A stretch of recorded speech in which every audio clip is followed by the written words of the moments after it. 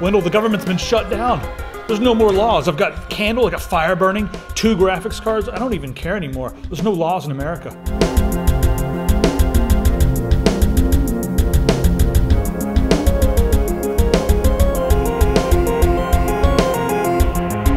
Let's take this time to remember that most of your taxes go to the federal government, and they're not doing anything. They're not even mowing their lawn. How much could happen if those tax dollars went to your local and state government as opposed to the feds? Just throwing that out there. You know, a lot of the local, well, I mean, I guess not local, but a lot of the states are losing ridiculous amounts of money because all the parks are shut down. All the national parks are shut down, and the national parks, they make money for the U.S. government, but they also make a ton of money when you think about all the tourists that come into certain parts of the country, like Yosemite's shut down. By the way, the government's losing millions of dollars a day on national park admittance fees. I don't understand how we could do this. Anyway, this is a show not about America, even though there's a lot of American news in this, but it's ridiculous. What better way to cripple the American economy by shafting the small businesses that surround the local parks and recreational areas? I'm taking advantage of this whole no law thing. Because isn't that what it means when there's no government, no laws? I just put fire all over my desk. At least no federal laws, I would think. But somehow I don't think it works that way. Yeah. Let's start off with a funny article from Arkansas. So every time you see anybody who's talking about security on a stage, they always bring up like hackers. They're going to shut down the grid, the power grid. The entire power grid is going to be shut down by these hackers. It's usually a fear-mongering tactic, and it's pretty damn funny. But now we've got a guy in Arkansas who obviously knows what he's doing. He's been attacking the grid in Arkansas, he's doing it like old-fashioned style, like climbing up towers, unplugging things, unbolting things, tying wires together, just doing funky stuff like that. And they're looking for him right now. They have not found the guy. It's probably the same guy. He even climbed a fence, stole a Skystream 75 G2. It's this crane with a saw on the end of it. And he's been going around sawing down poles. And they can't catch this guy in Arkansas. Why? You guys can catch someone who has a phone conversation. You can catch somebody that coughs in a coffee shop, but you can't catch a guy that steals a Skystream 75 G2, drives around with it, and cuts down poles. What the hell's wrong here? I'm surprised they don't have a GPS locator on it or something like that. It's really surprising. No, they're too busy scaremongering to actually do anything. They're too busy telling everyone, oh, God, the power grid's going to get shut down, so we need to capture all the people that are, DDoS attacking MasterCard. Because hackers have definitely stolen politicians' ability for rational thought, but I don't think they even had an ability in the first place. Oh, that could be argued. A lot of the lawmakers in New York obviously do not have an ability for rational thought. They have subpoenaed Airbnb for all the data on all of the hosts in New York City. If you don't know what Airbnb is, it's a website. It's kind of like I'm trying to think of a similar website for a different type of service, but it's a website. Craigslist if you have a room to rent. It's more secure than Craigslist because you can go online and find a place, look at pictures, and read reviews from people that have actually stayed there. That's true. You can build a reputation, so that's kind of nice. And I've got a pretty decent reputation already because whenever I travel, I usually use Airbnb because it's cheaper than a hotel. Usually have a full kitchen, and it's just kind of cool. You get to meet people and that sort of thing.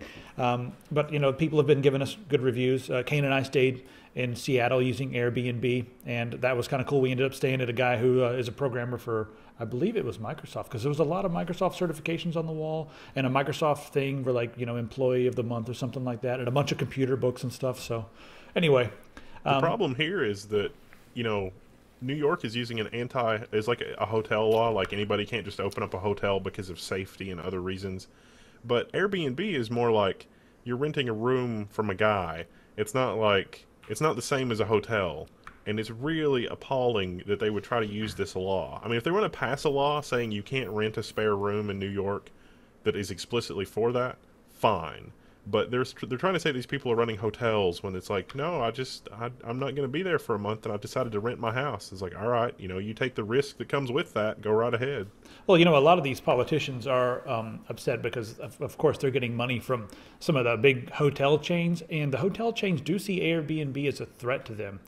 But, I mean, when you really think about this, some of the lawmakers come out and said, like, hey, this is not going to be good for the hotel economy.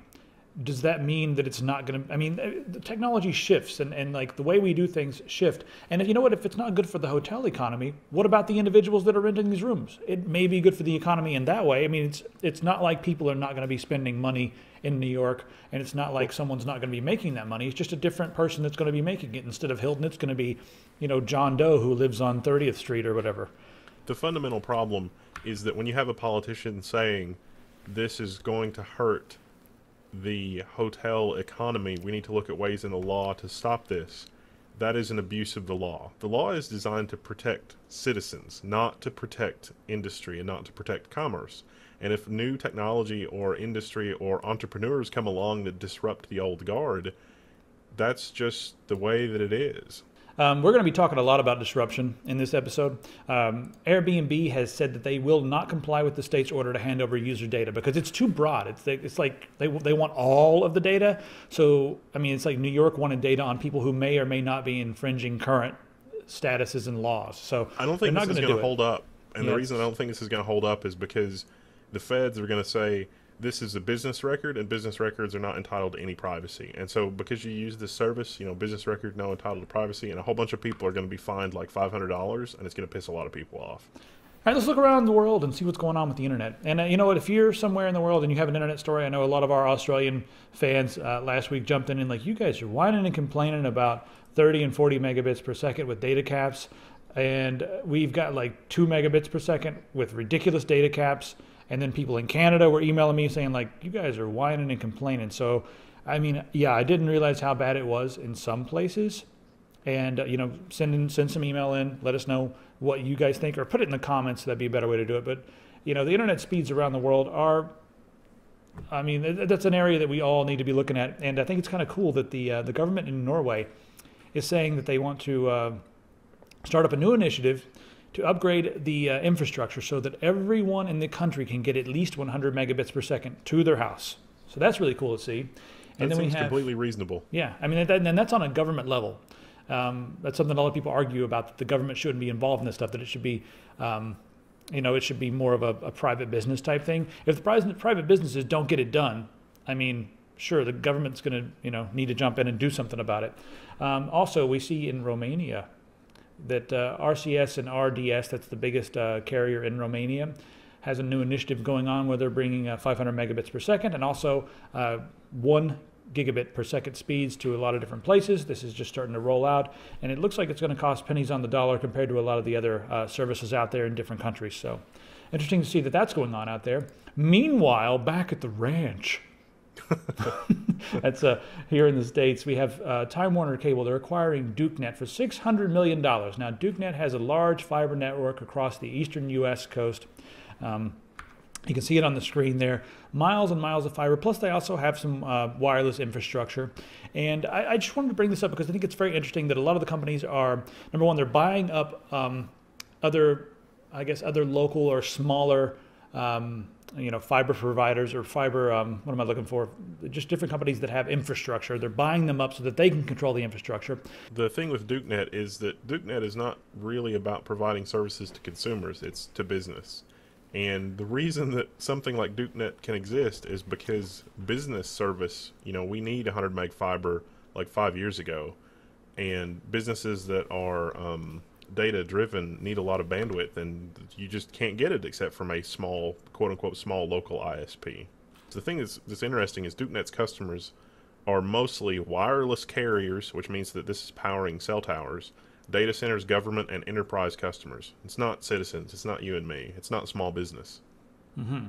But I mean, the implications of Time Warner buying this up, I mean, what do you think they're going to use it for? Well, Time Warner has, fiber solutions elsewhere for business, but it is astronomical compared to the small business and residential costs, and it's because they can. I mean, they're paying $600 million in cash for this network, and while it's good, I don't see it helping small citizenry. I don't see that this is going to provide high-speed services for small businesses, and I see that as very unlikely. All right, then we have AT&T. They've recently done some studies, and they really want to kill copper. And we've seen this with Verizon, and we're going to talk about that in a second. But right now, what would it mean to kill copper? Now, AT&T right now, they cannot kill copper because there are regulations that state that the providers must run a hard line to the house for people to have phones. And AT&T said, you know what, if we just get rid of all this copper nonsense, it's really old infrastructure. We could put modern, like, wireless infrastructure on the house, like 4G and 3G. And then we could just turn that on. People would have, their connections. It would be a lot cheaper for us. Hey, it's a lot cheaper. And it's going to be better for everybody. And the other thing that's interesting about this is it would give them the option to use that for internet instead of a traditional landline, or possibly even as opposed to fiber. So I mean, and they're saying, hey, 4G LTE, it's plenty fast. No, it's not. And the other problem is that you're going to see the same problem that you have on your cell phones: ridiculous data caps and bandwidth caps. No, well, data cap is a limit on transfer. A bandwidth cap is you've only got 2 megabits from now until the end of time. But good luck transferring as much as you want on that 2 megabit connection. Yeah. So the problem with this is that they want to double dip. They want, because the federal government maintains a fund that helps them keep up this kind of thing, because it's kind of a national thing, and that was sort of the balance that was struck when we were building a national copper telephone network through the 40s, 50s, and 60s mainly. The problem with this is that they're saying, oh, well, wireless is better than copper. Nobody wants copper anyway. And they're kind of right. Nobody really wants copper, except that it does power DSL, so that's kind of a lie. But if we give them that and say that no one wants copper because it's crappy, if fiber were in place, we would not be having this argument. If the people in where was it? Fire Island, right? Yeah, okay. If the people at Fire Island had experienced fiber optic internet, they would have their torches and pitchforks at AT&T's headquarters Verizon's headquarters, demanding that Verizon reinstall the fiber optic cable. Yeah, and this is the reason I even wanted to bring the AT&T article up, because it doesn't seem like too big of a deal until you look at the case study. And I'm going to say it's a case study, even though it's not really a case study. On Fire Island, the hurricane hit a while back. Fire Island is a small island, 300 permanent residents, and then tens of thousands of people come there to hang out because it's got nice beaches, and it almost has a Key West feel to it when you go there. But so Verizon had their little facility there, and it was flooded and sort of destroyed. And instead of repairing all the copper, Verizon said, well, hey, let's just give everybody these little boxes. They're like the size of a thick DVD case. And they'll have an antenna on them, and then all of a sudden you'll have your phone.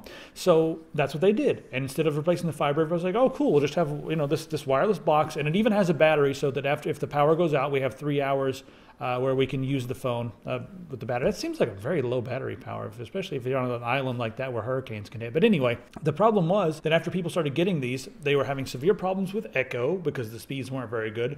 And that's the quality was way worse than their phones. So what Verizon ended up doing was saving themselves a ton of money, and they ended up jacking up the prices, and they gave the customers that lived there a product that was worse than what was already there, and made them pay more for it. And on top of that, if they wanted LTE internet, they could have it, but they had to have the data caps, and they also had degraded speed.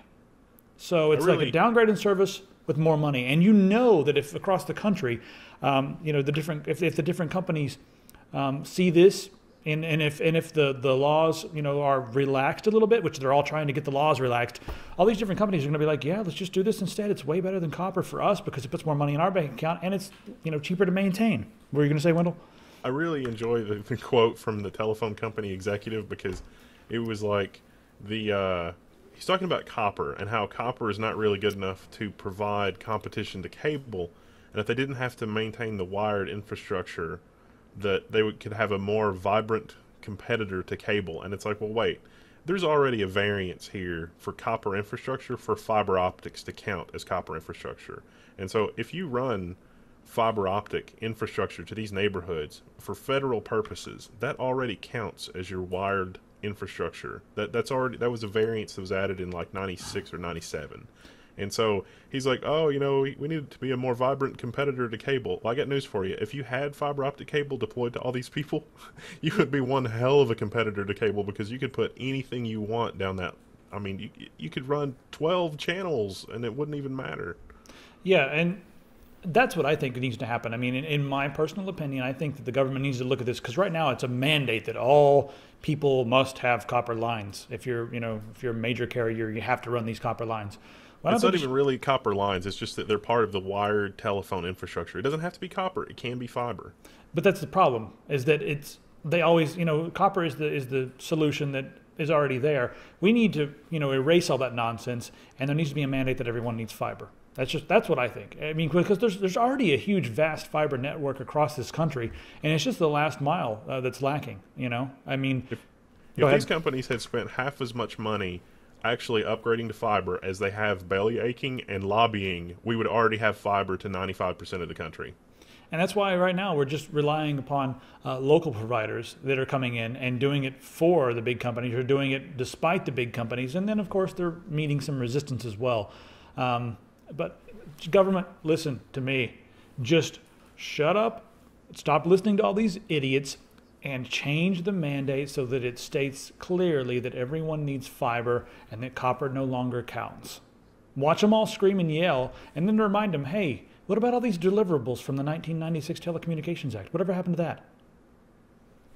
That's what I say should happen. We're gonna bring you 2 million jobs. Oh, did I say we're gonna bring you 2 million jobs? I meant we were gonna shed 500,000. We're gonna cost you about $2 trillion. Yeah.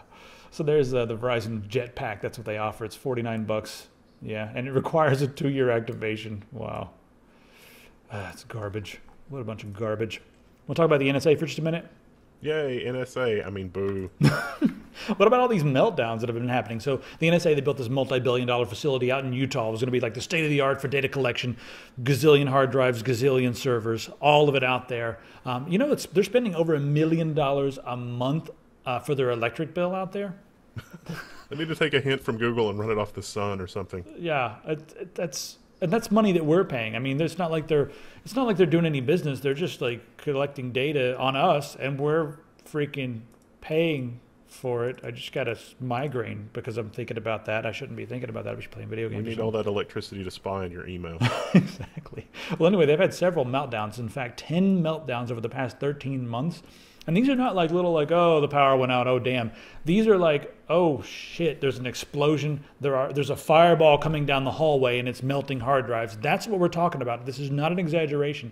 There have been mild, fiery explosions that melt the metal and cause the circuits to fail. That's a direct quote.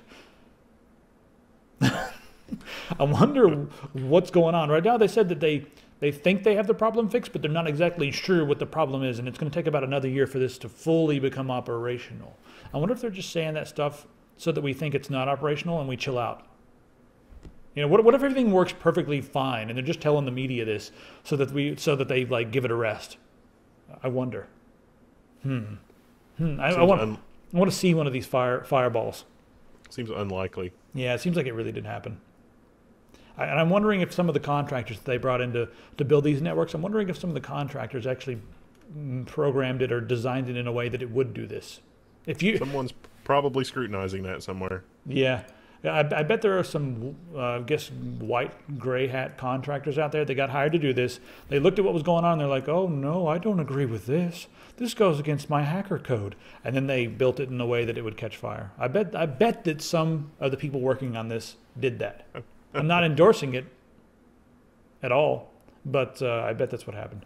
The NSA public records requests have gone up 1,000% since Snowden's spying revelations, and I guess that's about the way it should be. I mean, you and I have been talking about this for a long time, and everyone made fun of us and called us tinfoil hat. Then Snowden comes out, and everyone's like, "Oh my God, look what's happening! Let's file our own requests." And so the requests spiked, and they're kind of simmering back down now. But I don't know, is there anything special in this we need to mention? The problem with this is that you can't, this is a perfect illustration of the type of problem that freedom of information creates, and that is you can't really do a freedom of information request unless you know it's there. So you can't just go to the NSA and be like, hey, are you guys, at freedom of information request, tell me all the borderline sketchy stuff you guys are doing that you're worried about. They're not going to respond to that. But with this, it's like, so, domestic spying program, how's that? Tell us about this or tell us about that. And so the surface area is a lot more specific, because you have to be very specific in these Freedom of Information Act requests, and unless you know what to request, they're not going to give you anything. And that's really insidious, because it's like, oh, it's open government, but unless you know what you're looking for, it's really not. Oh, the lava bit meltdown. All right. Yeah, so The New Yorker has a good write-up on the court documents that were released last week. Like, they were released last week, and we got to talk about them like an hour after they were released. And so this New Yorker write-up is a pretty good rundown of the situation. The only thing... It's very extensive, by the way. It is very extensive, but the only thing they don't really cover or talk about or think about is whether or not the tap and trace device or the pin and trace device or whatever it's called is really a one-to-one translation. I mean, it's precedent in case law for telephone networks, but this is a digital network. And they have been deployed on digital networks, but is the analog that's set in the precedent really relevant? And this article does not cover that, but other than that, it's a fair article, and it's pretty comprehensive. Yeah, so you guys should go check that out. I mean, and if you're wondering what we're talking about here, if you missed last week's episode, the precedent that Wendell's referring to is the guy that stole the purse, and then they tapped his phone line. So you guys can go back and watch last week. I'm not really going to get into it, but we still may make a video on that if we have enough time. The key that would be a lot of fun.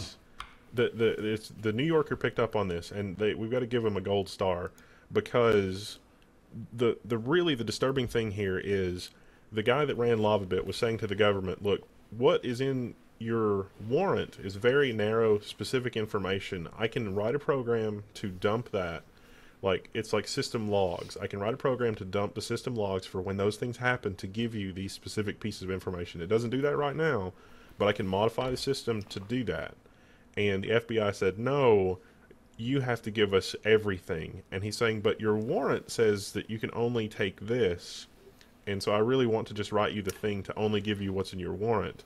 And the FBI said, no, we want everything. And so if that is the technique that the NSA has used to gather encryption keys everywhere, that is deeply, deeply disturbing. And it probably is the technique. In fact, I would say that there's like a 98% chance that that's the way. And I would think also that most people would just comply with that because they don't want to deal with the hassle, the headache, the lawsuits, the public weirdness. Well, yeah, I mean, both Google and FBI have said that they didn't realize how much access the government had because they very surgically targeted specific parts of those companies. The guy from Microsoft who was like the chief privacy whatever came out publicly recently and said, I had no idea this was going on, and I'm the chief privacy officer, and so I did, I'm now very skeptical of everything. Yeah, in fact, I think he's using Linux at home. Anonymous. So it looks like a bunch of the members of Anonymous have been arrested. I'm not sure how they found them all, but maybe they are anonymous, maybe they're not anonymous, but the guys that were arrested were part of Project Payback, and if you remember back, I guess when WikiLeaks was going on, they were accepting donations. MasterCard shut down all donations, and PayPal shut down all donations, and I think Bank of America also froze accounts and that sort of thing. So Project Payback was anonymous, and they started doing some DDoS attacks. We're talking like some really just cheesy basic stuff, just doing DDoS attacks on those companies and shutting down their websites because of all the different hits that they were getting through the DDoS attacks. Well, apparently several members of Anonymous have been arrested. I don't even know how you actually know if it's anonymous or not.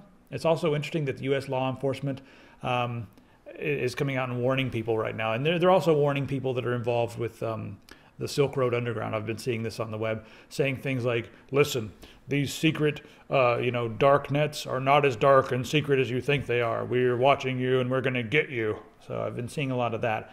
I mean, do you think these actually are people who are affiliated with Anonymous? I hope that they are, because they're not the typical like hacker cross-section, and media and law enforcement will have a hard time painting these people as, evil people that are to be shunned or whatever. Because, one of them was a 22-year-old student, another one was like a 65-year-old retiree, and it doesn't fit the profile. Yeah, they're not like 15-year-olds in a room trying to take over the world and, Or, social malcontents that are 35 or whatever. They're just not... It doesn't fit the typical hacker profile. And so I hope that when this goes before a jury, that the jury has some common sense. Because the charges that are going to be leveled against these people are not going to be consistent with the, level of annoyance that they created in the law, or level of law breaking, or whatever you want to call it. And that's really the tragedy here, is because this is really not a lot different than somebody doing a sit-in. I need to adjust the brightness on the camera. We're going to take a second look at the sunset.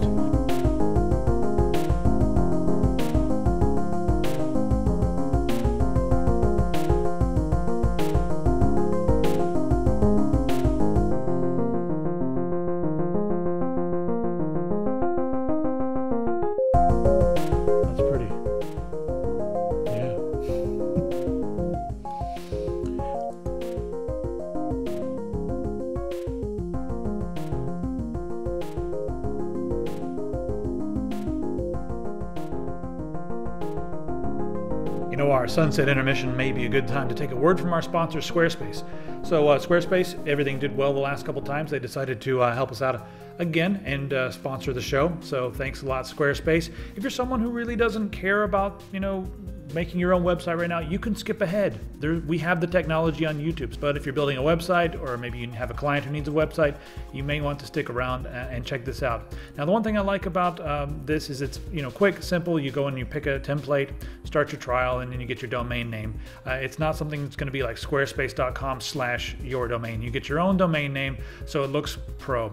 The other thing that makes it look professional is that it's content forward. There's not a lot of nonsense flash, big bubbly buttons or anything like that. As you can see here, it's all about your content. So if you have some good creative, some good pictures, or whatever you do, portfolio websites, restaurants, it's really easy to just go in and fill the page with your content and have a nice website up and running quickly. So if you're not making something for yourself, it could be a good way to get something inexpensive done quickly for your clients. And that's something that Windows used already, and they were happy with it. So there you go. They have 24/7 support. And also, if you want to get really nerdy, SFTP access in, you got Get access. You can mess with the HTML and the CSS, so you're not just going to be tied down to these themes. And we're going to save you a little bit of money. Just go ahead and click on the bottom of the screen, and if you enter the promotional code TechSyndicate10, you could save even more money. So just click on the bottom of the screen, check it out. Now back to our regularly scheduled tech. The interesting thing with why these people were upset is because people that process payments basically cut off WikiLeaks, and so there wasn't really an easy way to send money to WikiLeaks. And it's interesting. I'd like to talk to a lawyer about, at a federal level, a lot of companies have argued that money is free speech, and so the whole Citizens United thing and that kind of thing. And so if that's true, do these third-party payment processor companies have a constitutional responsibility to protect citizens' free speech in the form of where they send their money to support causes? That would be an interesting argument. Yeah, it's really true. I've heard so many times from the same people who advocated stopping a lot of the hackers. A lot of those guys, when you put some questions about regulations to them, they're like, oh, no, we don't need to regulate any of this crap. Let's just let the markets decide. And therefore, they are essentially saying that money is free speech. And those are the same people. Go ahead. So I think that we need, at a minimum, a constitutional amendment to say that, if you are in the process of, in the business of processing payments, you don't get any say-so of where the money goes beyond, federal law and that kind of things. And so there's nothing federally against WikiLeaks receiving money. So you got to take the good with the bad. Yep. All right, let's move on. You sent me an article. I didn't read this one. Anonymity is hard. I can't even say that word. This is actually an older article, but it's just it goes with the anonymous thing. It's anonymity is harder to deal with, and I always think about the 2011 Hezbollah CIA spying ring thing. And this is an article about that, because this is pretty much counterintelligence 101 kind of thing. So It's not really a big deal. If you're interested in that kind of thing, you can look at it. Yeah, it just ties into the other thing. Yeah. All right, there's been a breach at Adobe. The source code has been compromised, and it's pretty bad, guys. It's worse than I thought it was. I mean, in fact, I'm an Adobe customer right now, and they have my payment information on file, so I'm kind of freaking worried. 2.9 million Adobe customers have been compromised, their customer names, and their encrypted credit card data has been stolen. They say that they do not think that the unencrypted credit card data has been stolen, but I'm probably going to cancel. Man, that sucks. I have to cancel my credit card because I don't trust them. I mean, when someone they're not admitting to it, because that would be the worst case scenario, that the unencrypted credit card data had been stolen. But I'm not going to mess around. I'm canceling my credit card and I'm changing my password, and I'm going to worry about Adobe. Hey, a UPS just pulled up. That's awesome. Give us cool stuff. Yes.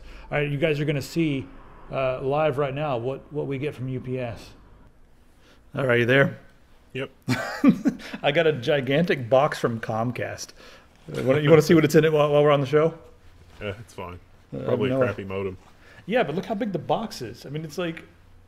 How I'm kind of curious. The other day when I called Comcast, the person I was talking to on the phone I hope that she's watching now, because hi, but she was like, yeah, I don't really like TV. I kind of miss TV back in the day, but I think Comcast should get rid of it. And then she started talking about all these like quote unquote conspiracy websites that she follows. And then she was halfway through, she's like, wait a minute, I probably shouldn't be talking about this on the phone now. I was like, no, probably not. All right, let's see what's in here. This ginormous box. Okay, here we go. You see this gigantic box.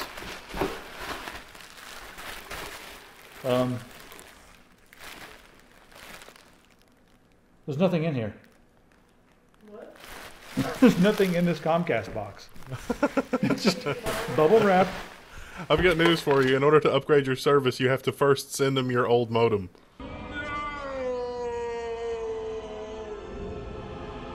They told me they were going to send me a modem, and instead they sent me a box to put my modem in. How big do they think my modem is? They want me to crawl in there? I'm going to crawl in that box and ship it, and then when they open it, I'm going to jump out and punch them in the face. It would be fun to send the modem and a whole bunch of other random stuff. I'm going to fill that box up with all kinds of things. They're going to get a care package from Tech Syndicate. Power adapters and things like that. So here you go. Electronic whittlers. Yeah, so there's the U.S. Army has, or the military has commissioned a real-life Iron Man suit. This looks pretty damn interesting. A tactical assault light operator. Now, what this is going to do, some of the technology in this is kind of blowing my mind. I didn't even know some of this stuff was available. Like MIT is developing a liquid. It's going to be the armor, and within nanoseconds, the liquid can become solid, and the user can essentially walk through a stream of bullets without feeling it. That's pretty crazy. It can also give the user superhuman abilities and allow the user to react at an ungodly rate. Yeah, So, this has pretty much been on the Army wish list since the 70s. and Elon Musk is building his own. You know, pretty soon it's going to be Elon Musk versus the U.S. government. I wonder how that's going to go down. He is disrupting. He's a disruptor. Anyway, so there's that. And then we also have an article here in the National Journal that soon drones may be able to make lethal decisions on their own. And we get into this, and it's kind of doom and gloom. But yes, drones will soon be able to make the lethal decisions, as in, hey, should I kill this guy? This guy's got a beard. Should I shoot this guy? I don't like guys with beards. I don't know about her. She's got a red shirt on. Let me kill her, and we'll figure it out later. So right now, they are developing this technology, and there's not really many people out there asking the main question of, should we do this? They're just kind of moving forward with it. I don't think an autonomous weapon system is a good idea. Well, it's a huge number of reasons that just boggles the mind that anybody would think it was a good idea. I mean, you do see some people that are raising red flags, but it seems like the people that are making this technology and the people that are ordering this technology are just doing it. Hey, look what we're doing. We're making new stuff. And they're not really asking the questions that they should be asking, like the moral implications of this sort of thing. They're just doing it. Hey, guess what we can do? All right, we're going to talk about some hardware now. There's a new Oculus Rift style headset. And I say it's Oculus Rift style, but it's really not. It's made by, it's made by Avegant. And instead of being like screens, what they do is they project the images onto your eyes. And there's been stuff like this in the past. It's supposed to look really awesome. But this one does not use any lasers, and it's not harmful to your eye at all, so they say. They're calling it like the virtual retina display, or retinal display. Not retina, retinal. And, it's not enough pixels. Well, they're saying that it's... as far as what it looks like when using it, people are saying that it doesn't look like looking at a monitor or a TV screen. It's more akin to like looking out of a window, because in all directions, you see stuff. You have a periphery and everything. It's projecting the image straight onto your freaking retina. I kind of want to play with one. CNET got to play with one. Maybe if I wore khaki pants like CNET, they'd let me play with one, but I don't know.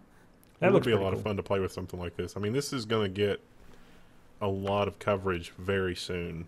And hopefully Oculus or whatever company does it first for widespread availability will really get it right, because it's going to be really interesting. I mean, Oculus is a separate technology because you're still looking at a screen. This is projecting an image onto your eye without using lasers that are going to burn your eye. So it's different. I mean, technically it's two 1280 by 768 images, but they say that it doesn't look like that. They say it looks like almost like an infinite whatever. I don't know. It's just being projected into your eye, so it doesn't really look like that, but I don't know. I would have to see it. So, Yeah, it probably needs to be about double that, and then it'll probably be all right. yeah. Anyway, moving on to the next thing here. Origin PC. I think they're based down in Florida, and they're a pretty major seller of custom-built gaming PCs. They are no longer selling AMD GPUs due to overheating, technical issues, and they're also complaining a lot about. They said the AMD support staff sucks, and they named a whole bunch of things. I've never had an AMD GPU overheat. I've had some get hot, but those were the stock GPUs. I would think that a company like Origin PC would be using something like, the Asus DirectCu 2 or the MSI, the Frozer. That's the one we have here with our AMD 280X that we just reviewed, and you guys should watch that video on right now because it's freaking cool. This is fishy to me. I mean, very fishy. Do you think this is fishy, Wendell? It is very fishy because, I mean, both both vendors have a comparable failure rate depending on the particular card configuration that you have. AMD had some driver issues. NVIDIA has had some, bill of materials issues in the past. So it's a pendulum. It's usually not the case that both vendors have crappy cards at the same time. But right now, I don't, with what AMD's been selling for the last year and a half, and with what they've got coming up, I really don't see a reason for this. In my opinion, if they really did have an issue with certain AMD GPUs, maybe just discontinue use of those certain GPUs. And also, if they have a severe issue and maybe they just hate AMD in general, and they say, AMD support sucks. They're way too relaxed about stability, and they're way too relaxed about driver updates. So if they're really pissed off about all that, you know what? Don't take away the customer's ability to choose. Why not just put a little asterisk on the website and then put on the bottom, if you buy an AMD card, we will not support you. It is up to you to, service any issues that happen with the AMD graphics card, and we will not take responsibility, and we recommend NVIDIA. Just do that. At least the people still have a choice. Or, I guess people still do have a choice. They could not shop at Origin. I had a 6870 that was a reference card that ran pretty much 24 hours a day, 7 days a week until probably about 2 or 3 months ago. And I had the fan was having issues. But I just popped the fan off, re-greased it, cleaned it and re-greased it, put it back together, and it was fine. Oh, yeah, you told me about this one. I mean, I'm sort of sounding like I'm on the AMD side right now. I want everyone to know that I'm using a GTX 780 in my main machine right behind me here. The machine that I'm using right now has a 7970 in it. So I've used both cards. I'm okay with both cards. I've had no problems on either side for several years. I have not had any failures with NVIDIA or AMD. So I've been lucky for the last few years, but I don't see where they're coming from unless they're using the stock AMD parts. Those do get freaking hot. It's funny. The last video card that I actually had that died was a NVIDIA 9800 GX2. Hey, that's what's on my desk right here with these two candles on it. And it cratered spectacularly. We're having a vigil for it right now with these candles. Let's call it a runaway thermal event.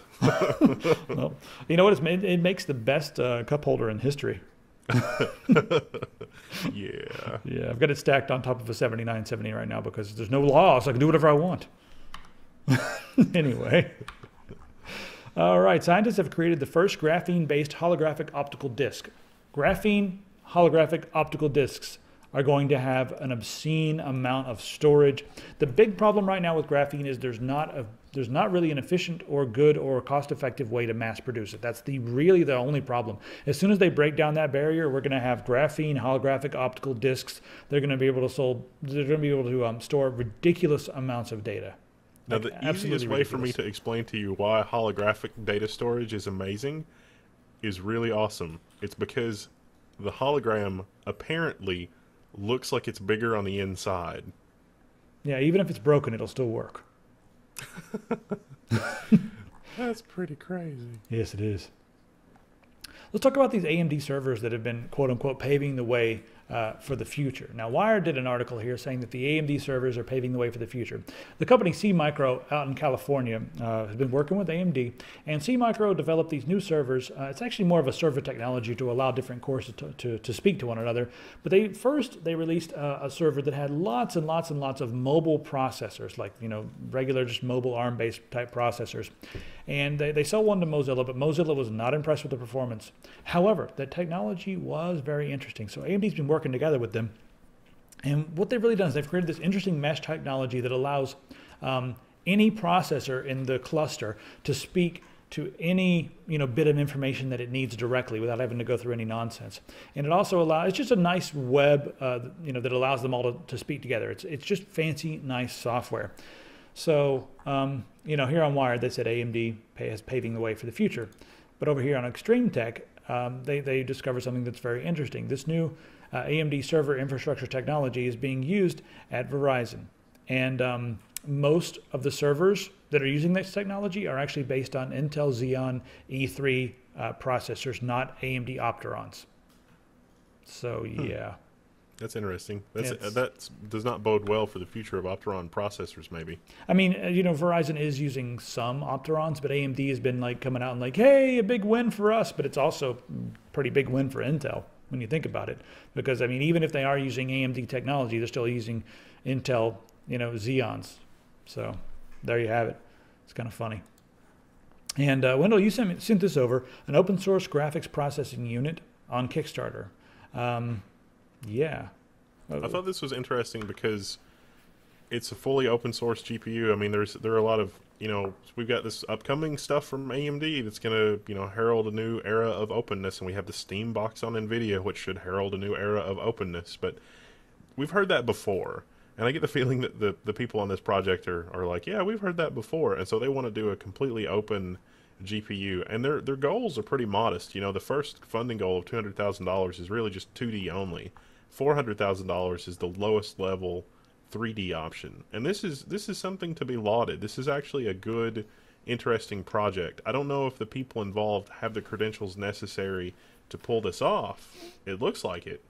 But this is probably something the open source community needs, because the top two video card vendors are awfully protective of their technology historically, which has really been a problem in open source environments.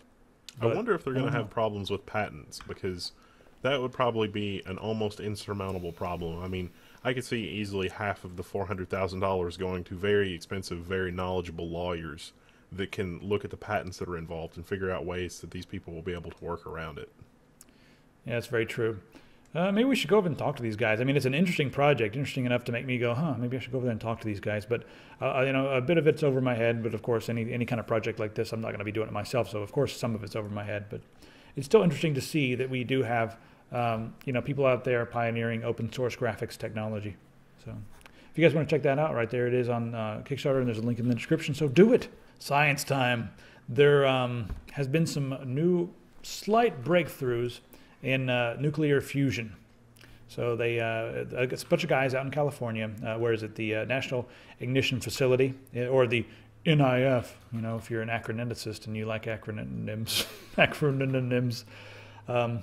So these guys have developed, they created a fusion reaction that actually netted more power than they put into it. So that's pretty interesting. I mean, what do you think about this? This is really good. I would like to see more about their roadmap of where they plan to go from here. They basically broke even. They were basically able to initiate fusion and then get enough energy out of the fusion reaction as much as they put in. But capturing that energy, making use of it, and getting to a point that they've got a self-sustaining reaction at a minimum, or if they don't have a self-sustaining reaction, that they're able to continually at least get enough energy out of the reaction that they could recycle it back into another reaction and go from there. I mean, the whole idea here is if they actually get to where they want to be, we're going to have unlimited energy. But I mean, how far off do you think that is? I would hope that we would have been there already, but I mean, it could happen any year now, maybe. Yeah, I mean, they wanted to be there in 2012, but the thing is that this facility is mostly working on nuclear weapons. Instead of things that are going to forward, the progress of humanity, they're working on things that could stop the progress of humanity. But maybe we could get some more resources, to work on things other than blowing things up. That'd be really cool, wouldn't it? Yeah. I also worry it's like a tiny pellet containing a extremely cold solid mixture of hydrogen isotopes. I'm really hoping those are common hydrogen isotopes or something. All right, let's talk about games. A lot of people are waiting for the new Thief game. I'm a little bit worried about the new Thief game because day one DLC and just all that nonsense that the publishers play. I feel like the developers might have made a good game, and I'm not going to judge the actual gameplay until it comes out. But I'm really worried just about the nonsense that's going to go through. Eidos has not been doing very good things in my opinion as far as what they've been doing with just being a publisher. However, we have the Dark mod. Now the Dark mod was a Thief-like mod for Doom 3. In fact, it pretty much was Thief. Now the Dark mod version 2 is out and it's fully standalone. You no longer, you do not need Doom 3 at all to be installed. So with this one, it's pretty cool. There's not really much of a story. It's not really a full game. It's more of a creation kit. However, there's a ton of levels, 60 complete levels you can go and download. So you can download all these interesting levels, check out the levels, see which ones look cool. And some of them have some small storylines. So if you want to, start playing some games that are similar to Thief in flavor, go check out the Dark mod. There's a link in the description and it's on our website. Let's see here. Oh yeah, the Dark mod. The Dark mod is still down, thedarkmod.com. I think a lot of people are hitting the website today because I guess a lot of people like stealth gameplay. Star Citizen has raised $21 million so far. That's unbelievable. I guess people really wanted a multiplayer space combat sim with tons of stuff going on. Right now we've got FPS style gameplay, space combat, and now at $21 million there's going to be a new salvage gameplay style where you can just go around the salvaging thing. It's similar to piracy, but I guess you're more of a salvager, and you can even play a class that just does that. Your goal in life is to go around and salvage wrecks and stuff. The Wolf Among Us is out pretty much now-ish. There's a launch trailer here. You guys can check out the launch trailer, but the Wolf Among Us, I'm probably going to check this out because I do like click adventures, and I really enjoyed Telltale's last game, The Walking Dead, even though I don't like The Walking Dead that much. I just like Telltale's game, The Walking Dead. Let me make a confession. The main reason I played this was because Gary Whitta was part of the writing staff, and I grew up reading PC Gamer back when Gary Whitta was at the helm. Now that Rogan Decker's taken over, it's a terrible magazine now. He's probably watching this. He's probably not. I'm probably just inflating my own ego right now. Logan Decker would never watch this show. Yep, you guys should watch the Frame Time video. It's online right now. We uploaded it while I'm making this, she's editing it, so it's going to be uploaded like immediately, and then this is going to be uploaded after that. So in the future, in the past, because you're in the future and we're in the past, we're about to put this video, but in the future you'll see this video, and once it's in the past it'll be the future, so you can... I've lost my train of thought. All right, we'll see you guys next time. If you have any questions, just, I don't care anymore, just click on everything, please. There's a description down there with links, and 1 in 72 people click it. Let's make it 1 in 42. All right, see you next time.